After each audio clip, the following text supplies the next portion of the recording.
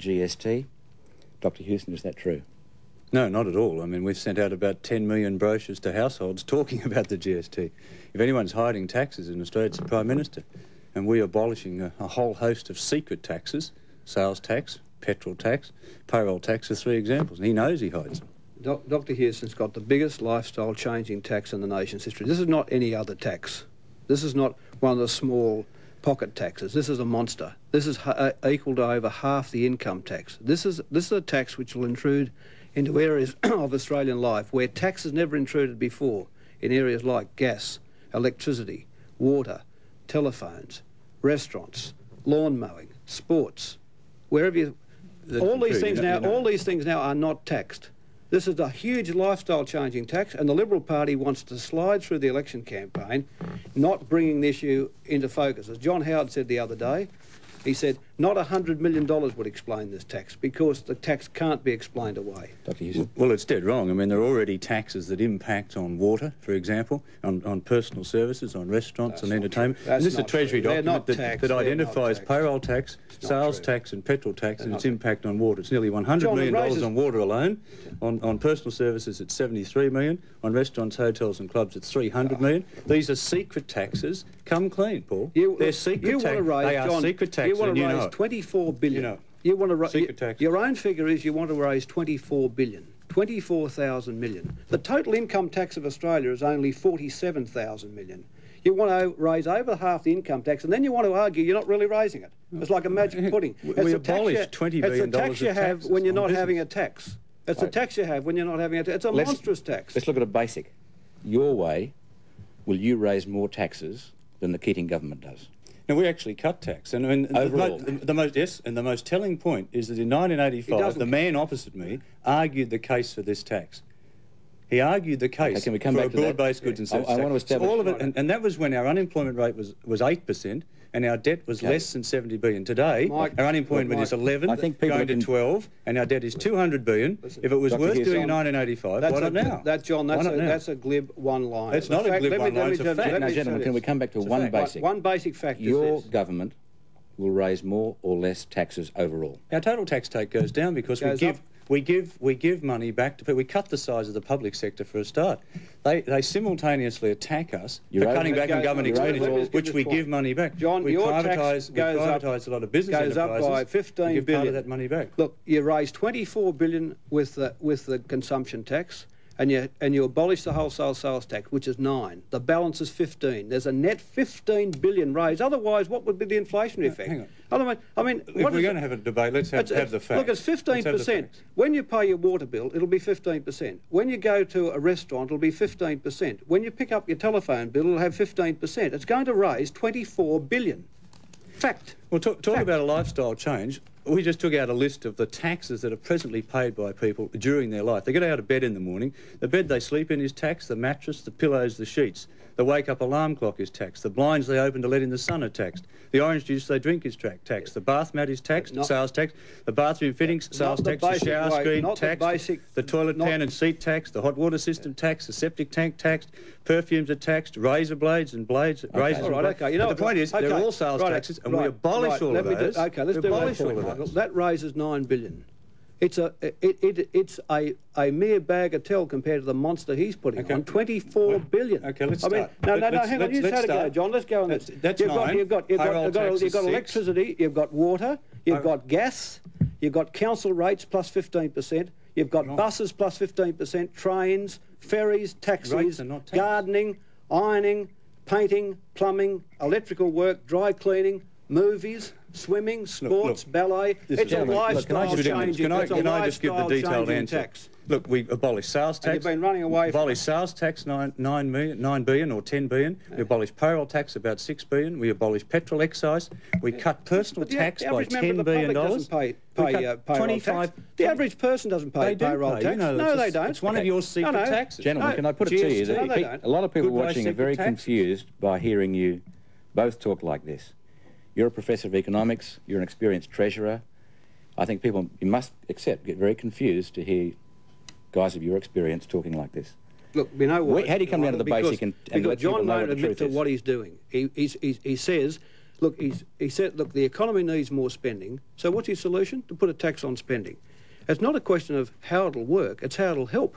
I mean, how are we going to help growth and employment or anything else with a tax on spending of this variety, which is going to raise over half the income tax? I mean, this is not some small tax on the edge. This is a total change to the lifestyle of Australians. And John's been putting pamphlets in letterboxes. Well, that's about all he's been doing. He's never explained this ever. He hoped in the course of the election campaign he could get away with not explaining it.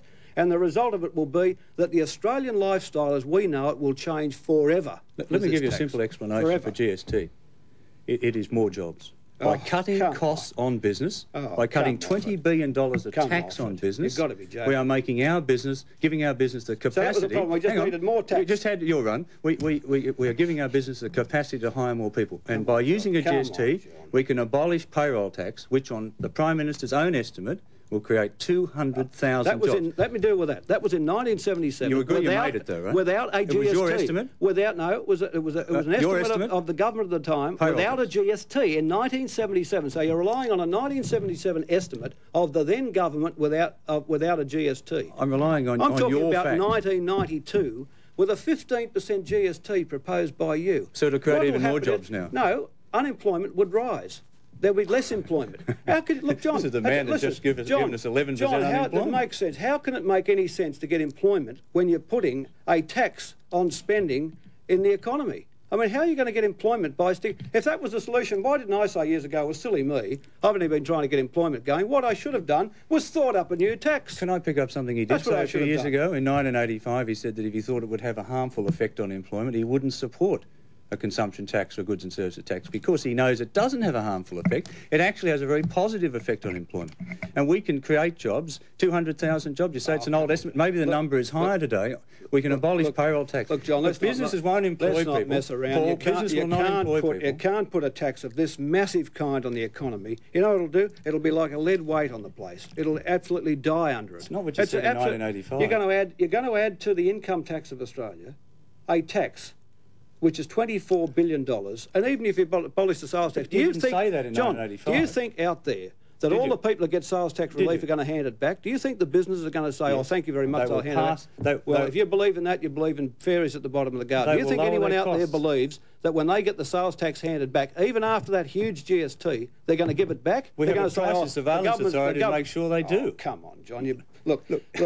In 1985, all these arguments were put very persuasively. When people put the sales tax back, you think they're going to pass it on? Do you think they're going to pass it on? They're going to reduce it? Well, come on. You know what's going to happen? They're going to have the sales tax plus the GST plus the income. What they're going to have is the GST, the income tax, and most of the sales tax. They're going to get hit to leg. The Australian economy is going to go from a low-tax country to a high-tax country. Dead wrong. And it's all supposed to do something, which it won't do. We put $56 a week back in the pocket of the average family after they paid the GST. Look, this is we double family allowances. This is me. I was a Treasurer and Prime Minister. An 8% increase in pensions. Look, John, you're going to add 5% to inflation for a start. You're going to add 5% to inflation. Wrong. You're going to add 5% to interest rates. 2%.